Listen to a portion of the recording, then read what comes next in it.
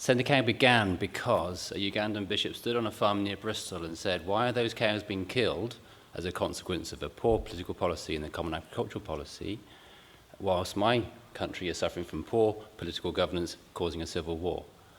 And two men looked each other in the eye and said, you give me those cows and we'll find a way to keep them alive.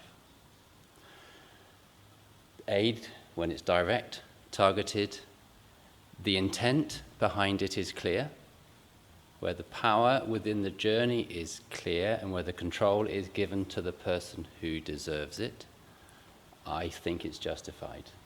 We have a long way to go before the political elite in Uganda or Zambia or wherever are, and the populace is in a position to be able to say, how do we hold our governments to account? So accountability is a key word in Send a Cow. It's one of our values. But we want to be accountable. We take it very seriously to take UK aid match funding, Global Poverty Action Fund, money that's been challenged in how it is used through DFID to use it for the good of the country where it became. So we don't tie our aid to anything, we don't use it in any great sense of political influence, but for us it's about enabling those smallholder rural farmers to be able to be successful. We know of farmers who now are teachers, who started their own schools. In rural Uganda, it's hard to get to school, so you become an entrepreneur who builds a school because you don't like seeing children around you not going to school. Send a Cow is much bigger than our name suggests.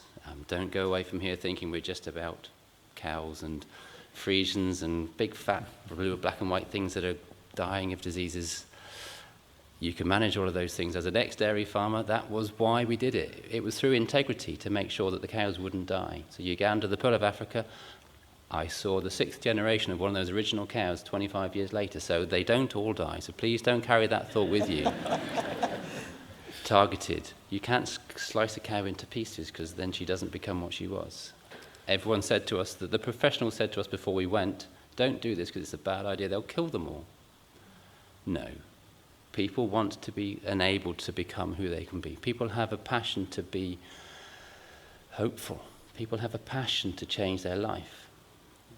A lot of agencies that do the sort of work that we do enable farmers to become owners of their own futures. That's our vocabulary.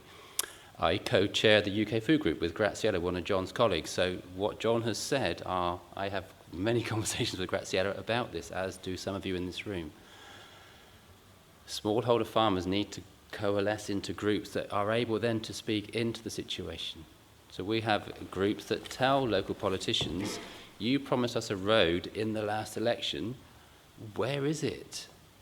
20 years ago, they had no rights or no power to say, excuse me.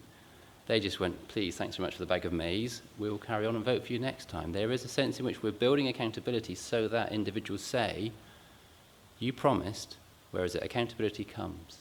So for us, that's our journey.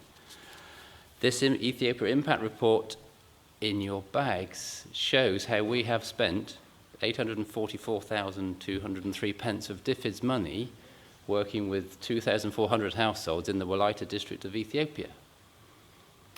No, it didn't go through local government, it didn't go through national government, it just went straight through our hands, straight into the hands of local farmers.